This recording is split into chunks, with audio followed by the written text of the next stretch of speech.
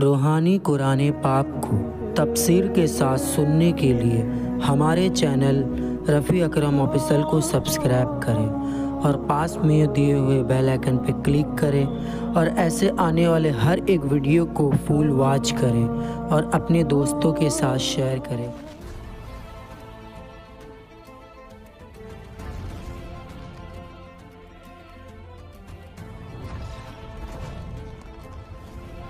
اعوذ باللہ من الشیطان الرجیم،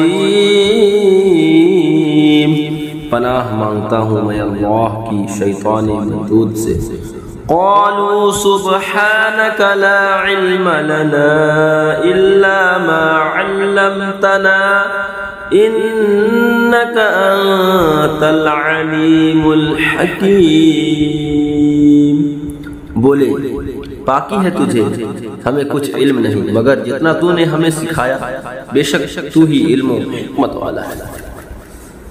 ملائکہ کا مقصد اعتراضیہ حضرت آدم پر طعن نہیں بلکہ حکمت خلافت دریافت کرنا ہے اور انسانوں کی طرف فساد انگیزی کی نسبت کرنا، اس کا علم یا انہیں اللہ تعالیٰ کی طرف سے دیا گیا ہو یا لوح محفوظ سے حاصل ہوا ہو اور یا خود انہوں نے جنات پر قیاس کیا، یعنی میری حکمتیں تم پر ظاہر نہیں۔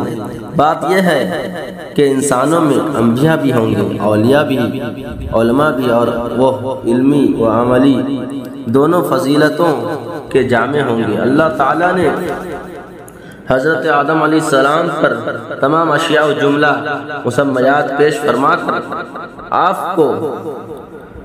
کو ان کے اسماء و صفات و افعال و خواص و اصول علم و صناعات سب کا علم بطریق الہام عطا فرمایا۔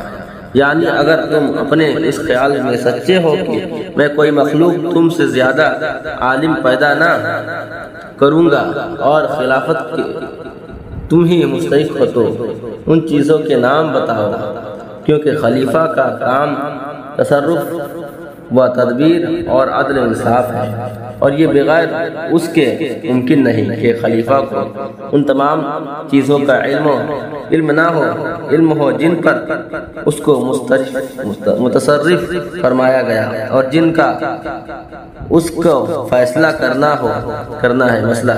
اللہ تعالیٰ نے حضرت آدم علیہ السلام کے ملائکہ پر افضل ہونے کا سبب علم ظاہر فرمایا۔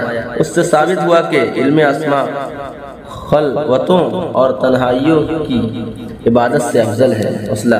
اس آیت سے یہ بھی ثابت ہوا کہ انبیاء علیہ السلام ملائکہ سے افضل ہے۔